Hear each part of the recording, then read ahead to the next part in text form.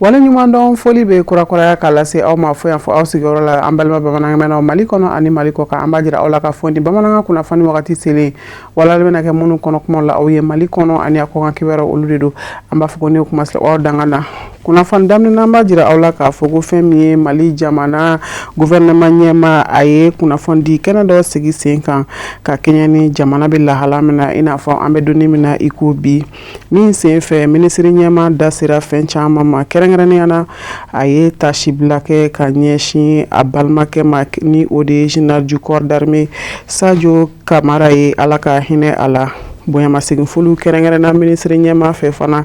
ka ɲɛsin Mali jamana finitigiw bɛɛ lajɛlen ma ani jamanadenw bɛɛ lajɛlen wulikajɔba min ni o kɛra ni tile fila baara in kɔnɔ ka sanga ni waleya minnu taara ka ɲɛsin Mali jamana ma a baara ninnu seereyara kɛrɛnkɛrɛnnenya na minisiri fɛ ni o ye marayɔrɔko minisiri ye ka fara kunnafonidiko minisiri ka Mali jamana tɔgɔ la an ka jɛ an ka sɔrɔlenw seereyara Samayira Sanɔgɔ Abdoulaye Sogodu ka kuma galama la. An dusukun kami-kaminen don k'a kɛ kunu jamana ɲɛmɔgɔ ye gafe dɔ ta mun bɛ du national instauré an ka jamana kɔnɔ tile fila ka tasibila kɛ ka ɲɛsin an baarakɛɲɔgɔn a n'an jɛɲɔgɔn a n'an terikɛ a n'an balimakɛ le général de corps d'armée Sadio Kamara n'o ye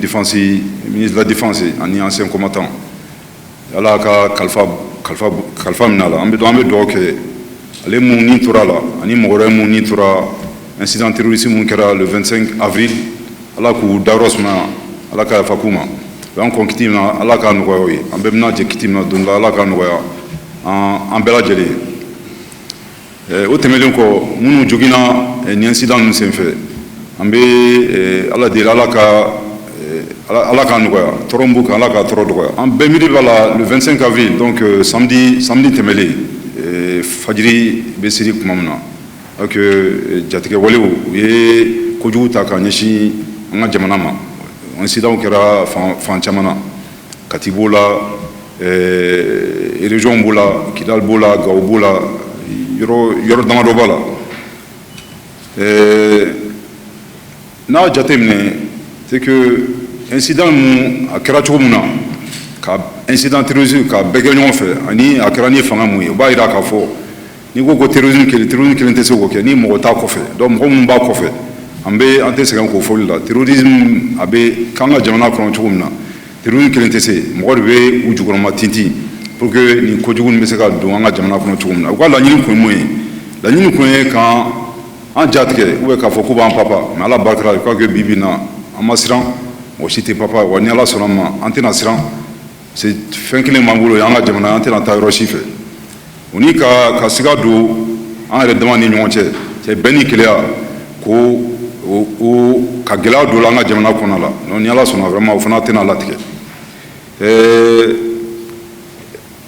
jugu yɛrɛ ka laɲini kun ye mun ye k'a fɔ ko terrorisme a yɛrɛ kun ka jugu ni terrorisme ye laɲini kun ye u yɛrɛ bɛ se ka na fanga la cogo min na c'est que fanga jɔsenw ka dakari ko la ani an bɛ baara mun na camancɛ fanga kɔnɔna la n'o ye refondation ye ani Mali kura bɛ se ka lasabati cogo min na ka dankari kɛ o bɛɛ lajɛlen na mais ala barika la an ka sɔrɔdasiw ka wulikajɔ an'u ka cɛsiri jamana ɲɛmɔgɔw ka miiriya a n'a ka cɛsiri kɔnɔna la k'a kɛ vraiment u ka laɲini ma se ka sabati n'a jateminɛ terroriste dama mun fagara ni yɛrɛ senfɛ an ka jamana kɔnɔ a ka ca ni 100 ni kɔ ye a b'o yɛrɛ sanfɛ a ka kan nin kɛnɛ kan an ka sɔrɔdasiw vraiment k'u fo k'u waleɲuman dɔn u ka cɛsiri la n'an ko terrorisme fɛn mun don tubabukan na a bɛ fɔ ko asymétrie aw bɛ kɛlɛ kɛ cogo min na ni terrorisme bɛ kɛlɛ kɛ cogo min na kɛlɛ kɛ cogo tɛ mais je crois que incident minnu kɛra an ka jamana kɔnɔ a ka kan an ka bɛɛ hakili sigi k'a fɔ faamuyali min bɛ se ka bɔ a kɔnɔna la ni ala sɔnna ma o baara bɛ sen na fiɲɛ yera yɔrɔ min na ni ala sɔnna o fiɲɛw bɛ corriger ani fiɲɛ ma yɔrɔ min na ni dɔ kan ka fara o kan ni ala sɔnna dɔ bɛ fara o fana kan a ka kan nin kɛnɛ kan an ka population fana fo an ma population ka wulikajɔ k'a kɛ ani sɛgɛn b'u kan depuis camancɛ fanga daminɛna ma dogo mɔgɔ si la jugu ka laɲini tɛ foyi ye ame chamante fanga ni la ni mo be se ka bancho mna fa ka ala barkala population ga wulika jo vraiment bi anu ka demain we demain mu don anga sarasura to ambe udilal bi ka do fraka mais aka kan fana vraiment ko na cédé ka fo ku ja kana tike nous mona fait ou se kalame muna pour sunu sarasura soro irom na vraiment ka grewula ka nyefulu ambe jamana kono dine jamana do naye kurane ta ala ka kuma kan barkama fla bokono donc kan vraiment ngo fa kuma folo oui ko ala ka dantan fin adamaden jakota la anja manja ambe bitanda dun la aflana ala de andan ala bagambe sigin o ala kilimna wa da ka foko ala de tay ni ambalma ke mu ka kalfa bushilala general kamara ni mo victime muntura ni incident semfe uka jinatke kunala we wale amuta ba ira ka fo tiɲɛ don ala ta ye nin ye mais fɛn dɔw bɛ yen adamaden yɛrɛkun i yɛrɛ ka cɛsiri i bɛ fɛ ka laɲini min di ka diɲɛlatigɛ ma o ko bɛ i yɛrɛ bolo donc vraiment minnu ni tora la n'o ye an balimakɛ général kamara ni mɔgɔ wɛrɛw olu ye sira mun ta n'o ye ka sa an ka jamana ye ka k'i ka jamana fɛ donc vraiment a ka kan maliyɛn minnu bɛ o sira kan wa maliyɛnw ka ca maliyɛn minnu b'u ka jamana fɛ hali bi an bɛ ala deli ala ka dɔ fara olu ka jamana kanu kan minnu fana bɛ yen minnu bɛ ko wɛrɛ kɔnɔ nin kɛnɛ in kan k'a fɔ k'an bɛ jigila tigɛ adamadenya la an tɛ se k'o fɔ n y'a fɔ cogo min na ala de b'an bɛɛ dan mais a ka kan k'a f'u ye ka k'i ka jamana fɛ cɛ wagati t'a la se ka kɛ dɔw bɛ fili sira kan donc ka k'i ka jamana fɛ wagati t'a la dɔrɔn an b'u wele u k'u kɛcogo an'u ka kɛwalew u ka se ka o falen minnu bɛ an ka maliyɛn minnu bɛ yen an balima minnu bɛ yen minnu ni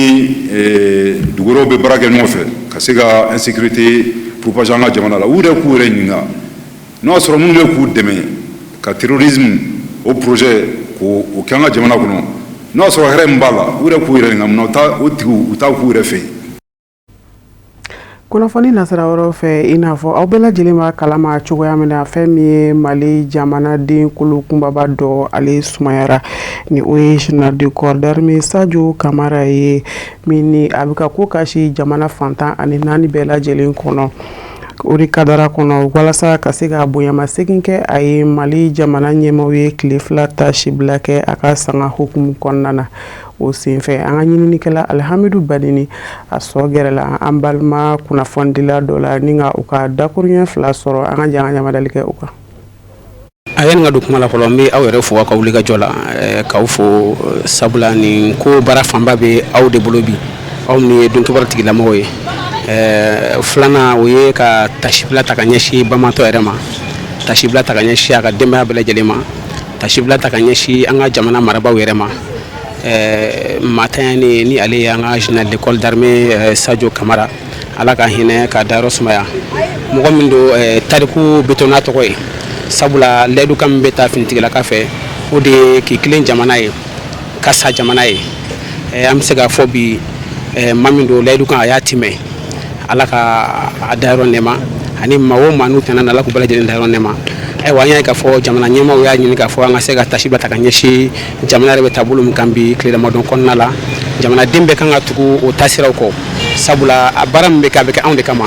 ninnu bɛna don min na jamana kɔnɔ o y'a sɔrɔ gɛlɛya de bɛ o gɛlɛya min ni an b'a kɔnɔ ni an ka kɛlɛ tɛ kɛlɛ wajibiyalen don mun cunna an kan mun wajibiyara an kan wa an kan ka kɛ fɛnɛ a donni ma kunun ni bi ma a bɛ se k'a fɔ kelenw tɛ sabula kunun jamana tun bɛ taabolo min kan ka ɲɛsin kɛlɛkɛcɛw yɛrɛ ji min cogo ka se ka u jija o ni bi tɛ kelen alhamdulilayi bi an bɛ se k'an jɔ an kolo la o misaliya dɔ ye minnu nana nin baara in kɛ u ka laɲini mun ye an bɛ se k'a fɔ a ma sabati sabula laɲini mun ye o de ka se ka jamanadenw dusumakanga ka se ka jamanadenw tigɛ u ka jamana marabaaw la an y'a ye k'a fɔ baara in fanba ni maa kan k'a fɔ bi tare jamanadenw de y'a kɛ jamanaden minnu y'a kɛ u bololankolon de bɔra ka jɔn n'u ɲɛkɔrɔ ka yira k'a fɔ ni aw nakun ye nin de ye anw bɛ sa aw bɛ tagama anw ka yan ka se marabaaw ma nka maa bɛ taa la ala b'a ta la ni ko kuma sera o bɛ kɛ laɲini bɛ kɛ jamanadenw fɛ sisan u ka jamana marabagaw ka kɔrɔfɔ lamɛn mun bɛ ka laɲini u k'o kɛ an bɛɛ ka jɛ k'an tigɛ di ɲɔgɔn ma yaasa laɲini min u bɛ se ka sabati cogo min na ni kana siran ni kana bɔ an cogo la kɛrɛnkɛrɛnnen la aw kunnafonidilaw ka fara mun kɔni ye jamanadenw kan u ka to kunnafoniw kɔ sabula ninnu ka laɲini ye mun ye kunnafoni kolon minnu bɛ di o de ka se ka maaw dusukun panpan an y'a ye k'a fɔ Sadio ka tɛn ni kuma kun fɔra bɔlɔlɔ siraw fɛ a bɛ wagati jan bɔ nka mɔgɔw tora kunnafoni disow kɔ minnu kan ka jaabiw di a ma ɲa mun kɔ kunun an y'a ye k'a fɔ jaabi dira jamana marabaaw yɛrɛ fɛ donc an bɛ dugawu de kɛ mun kɔni laɲini bɛ ka kɛ mɔgɔ ninnu fɛ an ka to ɲɔgɔn kɔ a ka dɔn k'a fɔ Sadio ɲɔgɔnna camanba de bɛ yen Sadio ɲɔgɔn caman de bɛ yen nɔ bi Sadio ɲɔgɔn caman bɛ finitigi ka kunda Sadio ɲɔgɔn caman bɛ kunnafonidi la kunda Sadio ɲɔgɔn caman bɛ jamanaden kelenkelenna bɛɛ kunda i kɛra sɛnɛkɛla ye o i kɛra mɔnikɛla ye o i kɛra fɛn o fɛn ye sabula n'i y'a mɛn Sadio Mali de don n'i y'a mɛn Mali Sadio taara ka anw to mun na bi taara gɛlɛya min to an bolo an k'an jɔ an jɔyɔrɔ la yaasa a su kana tigɛ an na wa ni Ala sɔnna ma o kelen bɛna bɔ a sira fɛ. hali bi fɛn min ye kunnafoni nasira wɛrɛw fɛ an b'a jira aw la k'a fɔ ko ka sanga ni avril kalo tile 17 tɛmɛnen ye fɛn min ye duguma kalandenw ka ɲɛma ni o ye directeur national de l'enseignement fondamental a tun y'a yira k'a fɔ ka yɛlɛma don duguma kalandenw ka kalan waatiw la ka sabu kɛ funtɛniba min ni o bɛ sen na ka kɛɲɛ ni u ka kɛnɛyaw olu matarafa cogo ɲuman ye o de ka dara kɔnɔ fɛn min ye an ka ɲininikɛlaw gɛrɛla a ko ɲɛdɔnbaw la Samayira Sanogo walasa ka se ka kunnafoniya jɔnjɔn sɔrɔ a ka an ka ɲamadali kɛ. Ekɔlidenw ka don nɛgɛ ɲɛ 7 sanga 30 ma se o ka jigi nɛgɛ ɲɛ 12 sanga 30 dana ma gosi heure bolo damɛ ni cogo in de la duguma kalansow kɔnɔna na enseignement fondamental Mali jamana fantan naani bɛɛ lajɛlen fɛ laɲini don min kɛra directeur national de l'enseignement fondamental fɛ ka sanga ni a ka bataki dɔ ye min bolona bilala a fɛ ka bɛn ni avril kalo tile 17 tɛmɛnen ye n'a ma ɲa ka fɔ hakilina laɲiniba ye ka u ka kɛnɛya sabati ka fara ekɔli karamɔgɔw ta kan ekɔliden dɔw ye hakilina in fo k'a tare ni ka laban k'u ka jɔrɔnako dɔw yira ekɔli ɛriw yɛlɛmalen a bɛ se ka jouer ekɔlidenw kan parce que école-maîtres tɛna se ka tila programme n'a ka bɛn ni examen ye wa ekɔlidenw yɛrɛ tɛna se ka leçon ta ka bɛn ni examen kɛ wagati ye o bɛ se ka kɛ ɛri sariya ɛri yɛlɛmakun kɔlɔlɔ dɔ ye funteni bɛ ekɔlidenw kan ekɔlidenw kan ka to ka ji min wa u kan ka to ka bɔ ka na fiɲɛ dɔɔni minɛ walasa k'u ni lafiya bi na Mali kɔnɔna na funteni barika ka bon kojugu donc an ka ekɔliso y'a obligé ka ɛri dɔ tigɛ ka bɔ an ka ɛri la quoi ko an ka to ɛri kɛ so donc mɔgɔ sigilen bɛ classe kɔnɔ funteni b'i la i bɛ ka étouffer i yɛrɛ ma donc maître dɔw yɛrɛ b'a fɔ ko a ye taa fiɲɛ minɛ kɛnɛma a ye taa jiw min jibaw min a ka tila ka na a ɲɛna élèves fan fɛ mais maîtres fan fɛ a ma ɲɛ barisa élèves tɛna se k'u ka leçon maître tɛna se k'u ka baara kɛ ka bɛn trimestre walima composition wagati ma quoi donc u ka problème tɛna se ka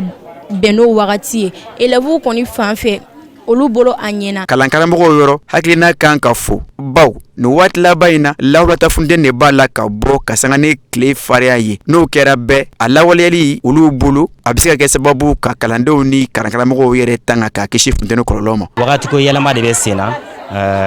funteni barika ka bon voilà funteni min bɛ kɛ sisan o funteni tɛ kɛ fɔlɔ la donc o de kama heure ninnu bɛ na sɔgɔmada la an ka don joona pour que midi à partir de midi 30 comme ça denmisɛnninw ka kɛ so pour que u kana kɛ tile kɔrɔ pour que u ka kɛnɛya ko don donc kɛnɛya kama don quoi bon je pense que ko ɲuman don parce que n'o kɛra sisan donc 14 heures wagati ninnu de la 13 heures ninnu wagati de la funteni bɛ bonya donc n'o wagati y'a sɔrɔ denmisɛnninw bɛ so o b'a sɔrɔ u tɛ tile kɔrɔ donc je pense que a b'a to u ka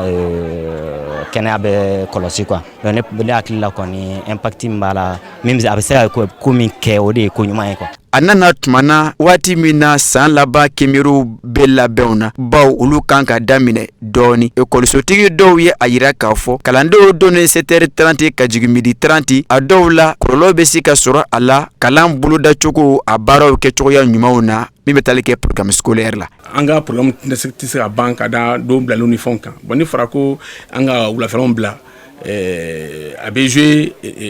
programme kan a bɛ a to programme tɔ tɛna laban yɛrɛ ka da vraiment cours mun kɛ wulafɛlaw na n'o cours ninnu jɔra donc maître mun kan ka cours kɛ ou bien matière mun kan ka kɛ o wulafɛla ninnu na obligatoire olu bɛ jɔ parce que a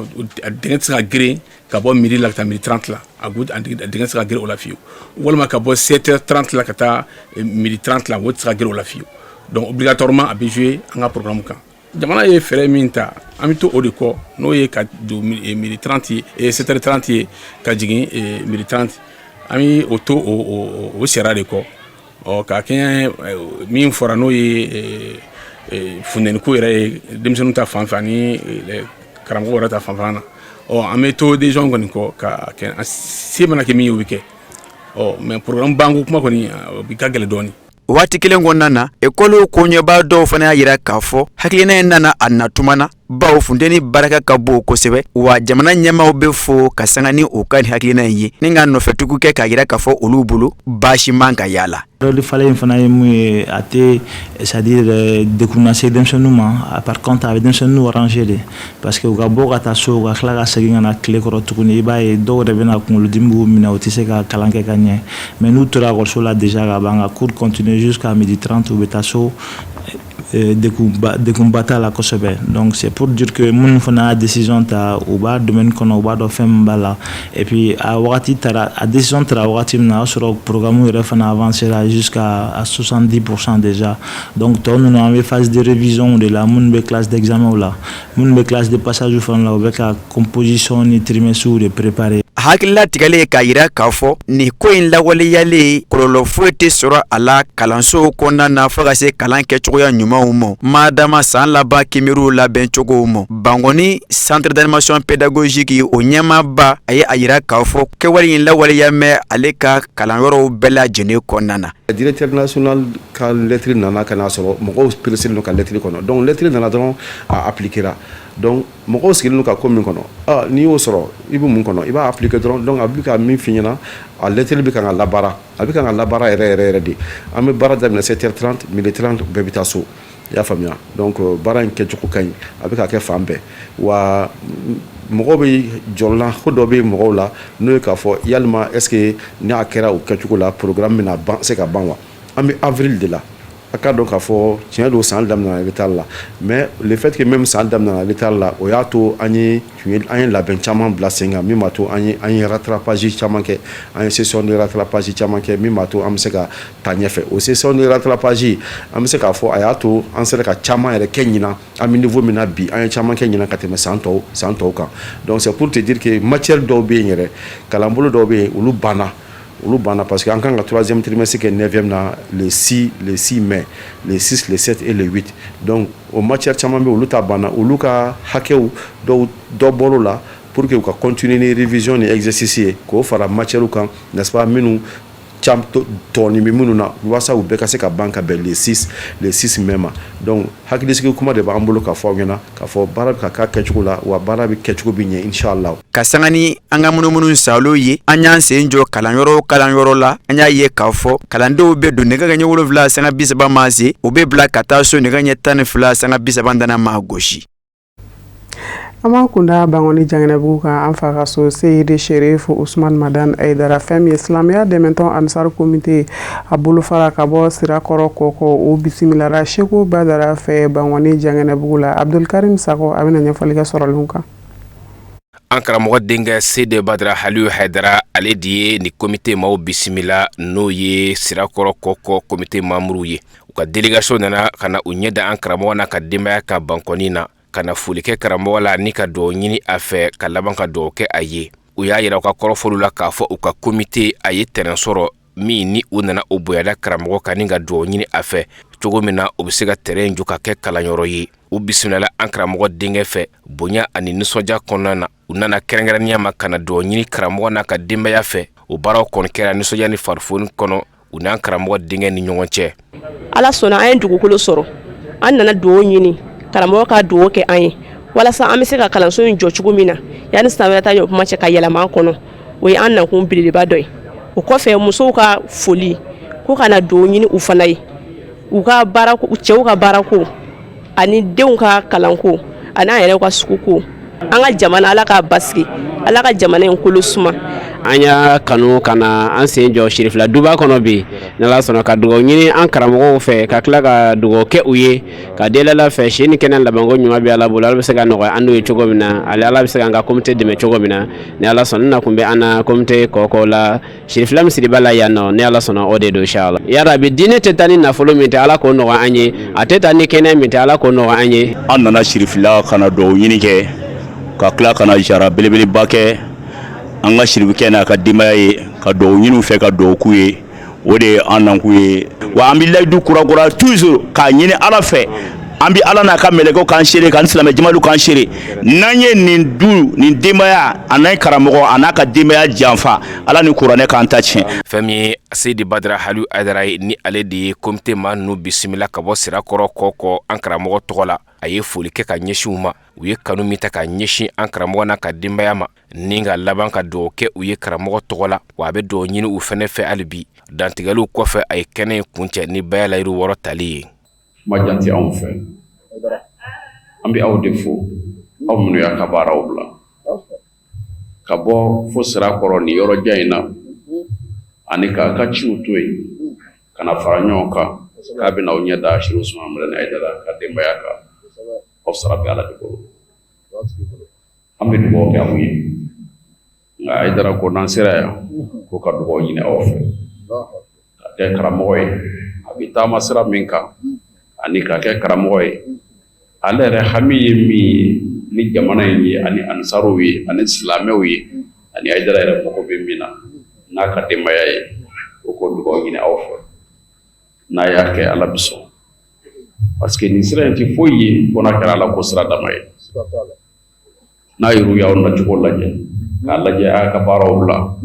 ko an bɛna nin waati koronnen in kɔnɔ k'a fɔ ko an bɛna ka na bɔ an karamɔgɔ ye an b'a jigiya k'a fɔ barika b'o la wa siga foyi t'a la ala ko b'o la o kumana aw sara bɛ ala de bolo an bɛ dugawu ɲini aw fɛ ka kɛ an yɛrɛkun ye an bɛ dugawu kɛ aw ye a ɲini ala fɛ a ye taama min kɛ an b'a ɲini ala fɛ ala k'a kɛ alijinɛ sara ye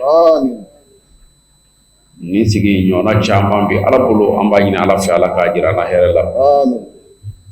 hamitigi minnu sera yan ani minnu ma se ka yan sɔrɔ minnu ta ye denko ye minnu ta ye furuko ye minnu ta ye banako ye an b'a ɲini ala fɛ yarabi ama ala k'a ko ye o bɛɛ lajɛlen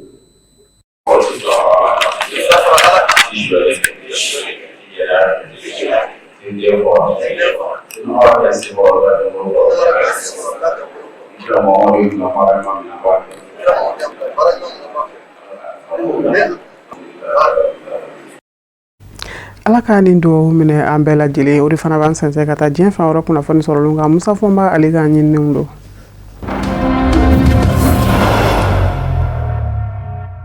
Bani Israila jamana ɲɛmaaw ye lasigiden kura jira Somaliland mara murutile la ko Mikael Lotem ale de bɛna kɛ Somaliland mara murutile lasigiden fɔlɔ ye Bani Israila jamana tɔgɔ la an b'aw ladɔnniya k'a fɔ Bani Israilakaw ka nin lasigiden kura Somaliland mara murutile la mara min b'a fɛ k'i yɛrɛ ta ka bɔ Somali la maa don maa min ye lasigidenya kɛ Azerbaïdjan kɔnɔ Bani Israila tɔgɔ la Kazakhstan ani Kenya ministre ɲɛmaa Bani Israila Benjamin Netanyahu de ye a jira san 2025 san go décembre kalo tile 26 k'a fɔ Somali mara murutile Somaliland bɛ lakodɔn a dama jamana ye Bani Israila fɛ Somaliland mara murutile min b'a fɛ k'i yɛrɛ ta ka bɔ Somali jamana na a bɛ Somali gɛɲa ka yan b'a fɛ ka dege Atlebi yan b'a kan wajibolo min bɛ wele ko mer rouge a b'o danganda yan b'anw de fɛ kabini san 1991 a y'a jira k'a fɔ i tɛ Somali jamana dɔ ye i dama jamana ye nka kana se bi ma o jamana kelen de diɲɛ kɔnɔ ni Bani Israila tɛ min y'a lakodɔn a dama jamana ye san 2025 décembre kalo tile 26 Bani Israila ma ɲɛmɔgɔ kɛlen kɔ ka Somaliland mara murutile lakodɔn a dama jamana ye kalo 2 o kɔfɛ Bani Israilakaw ka ministre min ɲɛsin bɛ Bani Israila ni jamana wɛrɛ ni ɲɔgɔn cɛ koɲɛ ɲɛnabɔw ma o y'i sen bɔ a kɔnɔ ka se Somaliland mara murutile la ni k'a jira u la k'a fɔ a ka d'a ye Bani Israila lasigiden dɔ kana cogo Somaliland mara murutile kɔnɔ Somalilandikaw yɛrɛ sa u ye lasigiden dɔ bɔ k'o bɛ taa kɛ u ka lasigiden ye Bani Israila kɔnɔ n'o ye Mohamed Aji ye wa Bani Israila jamana maa ɲɛmaaw ye diɲɛ di a mɔ ni k'a bisimila o kɛra kɔsa in na février kalo tɛmɛnen an kɔrɔ Somaliland maramurutilen ni Somali jamana ma ɲɛmaaw bolo u ka jamana dɔ don a dama wari dunda bɛ a bolo hali taama sɛbɛn n'o ye passeport ye a damata de b'a bolo Somali jamana tɛ lakanajɛkulu n'o ye surasiya ye o fɛnɛ b'a bolo a danna min tɛ Somali jamana ta ye nka lakodɔnni diɲɛ seleke naani jamanaw fɛ a ma nɔgɔ ka sabu kɛ maa o maa ma n'a fɔ k'i y'a lakodɔn i ni Somali jamana bɛ fili ɲɔgɔn kan tiɲɛ mɔ o de y'a to Bani Israel minisiri min ɲɛsin bɛ Bani Israel ni jamana wɛrɛ ni ɲɔgɔn cɛ ko ɲɛnabɔ o ma Gideon Sar ale ka Somaliland jamana taama sango Somali ma ɲɛmaaw ye a jira k'a fɔ a ma bɛn u ma.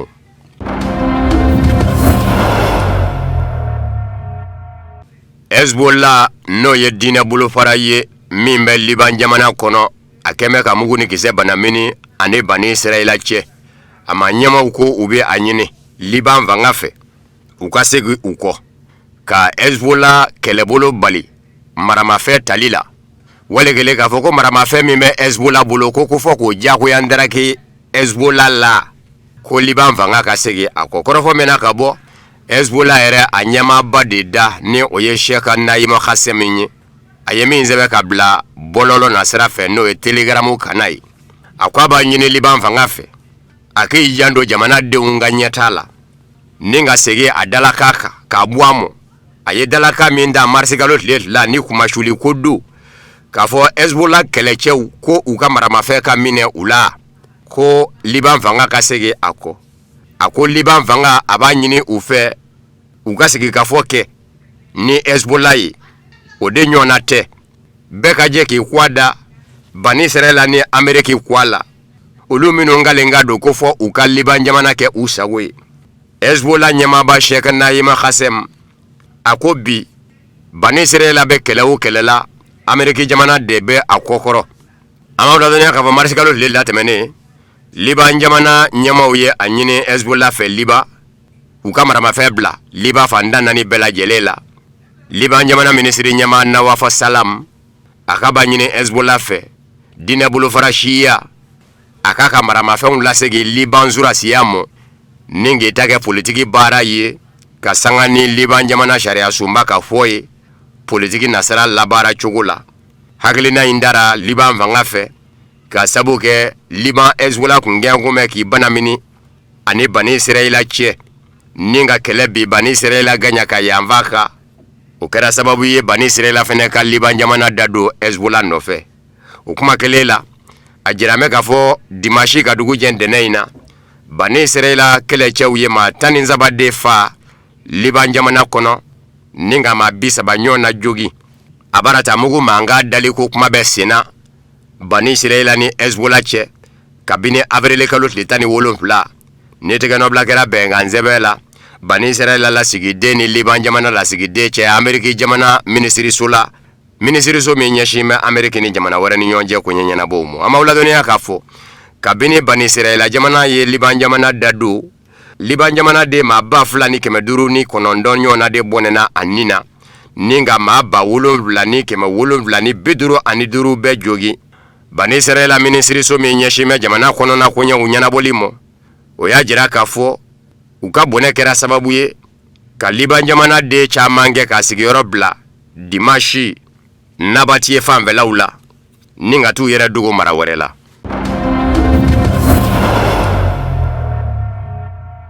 Iran jamana ye manga bani fɛrɛkura dajira surnani donbaw la ani Ameriki jamana cɛ kɔrɔfɔ mɛna ka bɔ jabaraninso la min bɛ wele ko El Mayadin manga bani fɛrɛkura min dajira la Iran jamana ma ɲɛmaaw fɛ Ameriki jamana ɲɛmaaw la ni surnani donbaw ka laɲini ye a sinsin bɛ jɔjiri 3 kan Iran jamana ma ɲɛmaaw ko jɔjiri fɔlɔ o sigi ka fɔ bi kɛ a danna o bi tali kɛ mugu jɔli kunga Iran ni Ameriki cɛ ani fana danganiya jumɛn bɛ se ka di Iran jamana ma ka fɔ nin ye mugu jɔlen de ye sa Iran jamana ni Ameriki cɛ Iran jamana dama fɛnɛ tɛ Iran jamana jɛɲɔgɔn jamanaw kɛrɛnkɛrɛnnen ɲɛna Hezbollah Liban mugu ka jɔ o fɛnɛ n'a kɛlɛɲɔgɔnw cɛ ko o jɔjiri fɔlɔ ni bɛnkɛrɛw ka kuma min bawo da tɛna don foyi la o sigi ka fɔ yin senfɛ ni nin dakuruɲɛ 2 tɛ mugu manga ka da Ameriki ni Iran cɛ danganiya ka sɔrɔ Iran jamana bolo k'a fɔ mugu manga tɛna wuli bilen. Iran jamana ni Amérique cɛ ani Liban jamana Hezbollah n'a kɛlɛɲɔgɔn Bani Israël fɛnɛ cɛ. Ko ni bɛn kɛra o ka tɛgɛnɔ bila kɛ o la sigikafɔ ko fɔlɔ la. Sigikafɔ filanan bɛna kɛ fɛn min gansa ni surunani donbaw ka wulikajɔ ye n'o ye Oman ni masayaso ye. O ye Detroit d'Ormuz ko a y'i bolo kunkanko ye. Manga dara Amérique ni Iran cɛ kɛlɛ jɔra. Detroit d'Ormuz ko a y'i bolo kunkanko bɛ kɛ cogo jumɛn? Da bi sɔrɔ ka don o rɔ. Ni bɛn kɛra o fɛnɛ ka Amérique ni Iran cɛ jɔjiri sabanan sa se bi kɛ o mɔ. O bɛ tali kɛ Iran jamana a mugujugu ko kunga dugujukɔrɔ nafasɔrɔ sira uranium min n'a bɛ ka labalo Iran jamana fɛ. Aw b'a fɛ a ka kɛ cogo jumɛn? O bɛ dajira ɲɔgɔn na. Jabaranizo Almayadini ko manganba fɛrɛ minnu dajira la surnani donbaw la Iran jamana fɛ ko k'a lase Amérique jamana ɲɛmɔgɔw ma. N'o surnani donbaw ye Oman na masayaso ni Pakistan jamana ɲɛmɔgɔw ye ko Iran jamana y'a yira a kɔnɔ k'a fɔ nin jɔjiri sabaw minnu fɔlen filɛ panti kɛ kelen kunna ka taa kelen na. A bɛ daminɛ k'a bɔ a dafɛ dɔɔni de. O fɛnɛ dafɛ Axios kunnafonidiso Amérique o y'a jira k'a fɔ Iran jamana maa ɲɛmɔgɔw ye Detroit d'Ormuz ko a j'i bolo dayɛlɛli a tɛ taa fɛn minnu kɔ k'u y'o da jira Amérique jamana ɲɛmɔgɔw la ni sɔrɔnani donbaw ka laɲini ye. Nka Axios kunnafonidiso ko bibi in na Iran jamana maa ɲɛmɔgɔw ni ɲɔgɔn cɛ u dɛsɛn bɛ ka bɛn kan kelen kan mugujugu ko ɲɛnabɔli cogo rɔ. Dugujukɔrɔ nafasɔrɔ sira uranium labaloli min bɛ senna u bolo ka u kuranko mago ɲɛ a la. Wale kelen ni nasaralasetigi jamanaw bɛ k'a kɛ ko mugujugu dilan de do ko Iran jamana maa ɲɛmɔgɔw yɛrɛ dama sen tɛ ka bɛn kan kelen kan an bɛ taa n'o ye sigikafɔ rɔ wa wale kelen an tɛ taa n'o ye de ko u ma se ka bɛn kan kelen kan ye. Walasa o gwɛlɛya in bɛ se ka wuli u b'a fɛ k'o bila kɔfɛ ni nka Detroit d'Ormuz ko a j'i bolo dayɛlɛli ko kɛ sigikafɔ kun ye fɔlɔ ni mugu mankan sera ka da o rɔ. A ma ladɔnniya k'a fɔ Amérique jamana ɲɛmaa Donald Trump a jirala k'a fɔ ka bɛn ni ntɛnɛn avril kalo tile 27 in ye a n'a ka jamana ɲɛmaayaso lakana tigilamɔgɔw kun kan ka sigi ka hakili jagabɔ kɛ sigikafɔ min jɔn bɛ u ni Iran cɛ sigi bɛ se ka kɛ sigikafɔ mɔ cogo min ko a n'a ka jamana ɲɛmaayaso maa ɲɛmɔgɔw bɛ sɔn k'o da jira ɲɔgɔn na ka bɛn ni ntɛnɛn avril kalo tile 27 in ye. Donald Trump ka lakana tigilamɔgɔw m'u seko kɛ a ka surato dun lakanani na. Surato dun min senfɛ ni maramafɛntigi dɔ donna ni maramafɛn ye Donald Trump kama. Donald Trump ma sɔrɔ ma in lasagora nka a kɛra kumasuli ye ka sabu kɛ ja in ye diɲɛ bɛɛ lajɛlen labɔ ko in kɛra ka bɛn ni sibiri avril kalo tile 25 ye. Washington Post kunnafonidiso ko sɛgɛsɛgɛliw y'a jira k'a fɔ lakana tigilamɔgɔw m'u jɔ u jɔyɔrɔ la ka sabu kɛ nin na ɲɔgɔnna surato dun min labɛn bɛ jamadonya do tiɲɛ do surato dun in bɛ ka kɛ ni kunnafonidilaw de ye kunnafonidilaw minnu ye lasigidenw ye u ka jamanaw tɔgɔ la Amérique jamana ɲɛmaayaso kɔnɔ. U ko a kunnafonidilaw ma ko correspondant de la Maison Blanche. Donald Trump ni olu ka surato dun gɛrɛngɛrɛnnen labɛn ne senfɛ Donald Trump kelen kun tɛ surato dun in kɛnɛ kan a ka fanga yɛrɛ maa fanba tun bɛ yen. O n'a ɲɔgɔnna lajɛ k'a ye k'a fɔ lakana juru yubara ka se nin kisa rɔ fɔ maa dɔ ka se ka don ni mugu ni kisɛ ye. Washington Post kunnafonidiso Amérique y'a jira k'a fɔ lakana jɛkulu tigilamɔgɔw mɛ u jɔ u jɔyɔrɔ la a don su ka sabu kɛ minnu kun bɛ ɲɔgɔn kan Donald Trump n'a masurunamaw la. Jamana ɲɛmaa Donald Trump yɛrɛ a n'a furumuso ni o ye Melania Trump ye ka taa se a ka danga mɔ fanga la ni o ye J.D. Vance ye. A ka minisiri min ɲɛsin bɛ Amérique ni jamana wɛrɛ ni ɲɔgɔn cɛ koɲɛ ɲɛnabɔw ma Marco Rubio o kun bɛ kɛnɛ kan. Nafoloko minisiri ni o ye Scott Bessent ye o fɛnɛ kun bɛ yen. Surasiya ɲɛmaayaso ɲɛmaaba a n'a minisiri n'o ye Pete Hegseth ye. Amérique jamana lakana jɛkulu FBI ɲɛmaaba Kash Patel ka fara ɲɛmaayaso maa caman wɛrɛw ka ninnu bɛɛ lajɛlen ka ɲɔgɔn sɔrɔ yɔrɔ kelen na ka laban ka lakana juru yuba cogo ye nin cogo rɔ. Washington Post ko Donald Trump ka lakana tigilamɔgɔw m'u jɔ u jɔyɔrɔ la. Sebere tuma min na ni surato du bɛ senna jamana ɲɛmaayaso la Donald Trump ni kunnafonidilaw cɛ maa dɔ de ni maramafɛn donna kamalen ni si bɛ san 31 na a tɔgɔ ye ko Cole Thomas Allen. lakanajɛkulu kɛrɛnkɛrɛnnen maa dɔ jogina min ko k'a b'a lasago cogo ɲini a minɛn dɔ maa kɔni ma sɔrɔ k'a fa a fɛ nka a minɛnen kunnafoniw n'a mɛn ni a ye k'a fɔ a tɔɔrɔlen don Ameriki jamana ɲɛmaa Donald Trump kɔrɔ de ko bawo k'o kɛmɛ k'i tɛgɛ jigi Ukraine jamana dɛmɛni na ani Rusila cɛ kɛlɛ lɔ ko kɛrɛnkɛrɛnnen ɲɛna Ameriki jamana ɲɛmaa Donald Trump ka danga jamana ɲɛmaaya la J.D. Vance o ye laseli dɔ kɛ bɔlɔlɔ na sira fɛ k'a fɔ dɛmɛ kelen tɛna ɲɛsin Ukraine jamana mɔ bilen Ameriki jamana fanga fɛ k'o de ye maa in dɔrɔ n'a yɛrɛ kun gɛn kun bɛ ka wuli k'i jɔ Ukraine jamana ye tamamanjuwa bakele manja min zema na ku min nɔ k'o d'a ma k'o lase Ukraine faamaw mɔ k'a kun b'o baara yɛrɛ la ka ban nka o fɛnɛ dafɛ dɔw n'an b'a jira k'a fɔ maa in dɔrɔn bɛ Donald Trump kɔrɔ k'a fɔ maa ɲɛnama tɛ tulonkɛ maa don maa min ka tulonkɛ fɛnɛ ɲɛsin bɛ den da ni musomaninw de mɔ n'u bɛ wele ko pédophile Donald Trump tɔgɔ bɛ a terikɛ ka kɔrɔ n'o ye Jeffrey Epstein ye min musomanin den da n'u fara ɲɔgɔn kan cɛkɔrɔbaw ye u ka se k'u ɲɛjɛ n'u ye ale yɛrɛ minɛkun kɛra o ye n'a labana k'i yɛrɛ fa ka sɔrɔ san 2019 uti kalo la Donald Trump ye kuma ta jabarani na CBS News jɛmu k'a dɔ senfɛ ɲininkali tɛnkun a la ko an y'a mɛn k'a fɔ maa min kun b'a fɛ k'i fa sɔrɔtɔ dun na k'a ko k'a tɔɔrɔ b'i kɔrɔ k'i tɛ maa ɲɛnama ye k'i ye tulonkɛmaa de ye k'i ka tulonkɛ fɛnɛ ɲɛsin bɛ den da ninnu de mɔ n'o bɛ kɛ i mɔdenw ni tulomasamaw ye musomanin kunda u ko mɔ nazaraka la ko pédophile Donald Trump ye kuma ta k'a fɔ ale t'o maa ye a bɛ segin a kan ale t'o maa ye a ma deli ka bi maa ka jango den da ni a ma deli ka bi maa si kelen kan ko maa o maa b'o kala kunnafoni di siraw fɛ k'a fɔ nin fɔ mɛ mɔ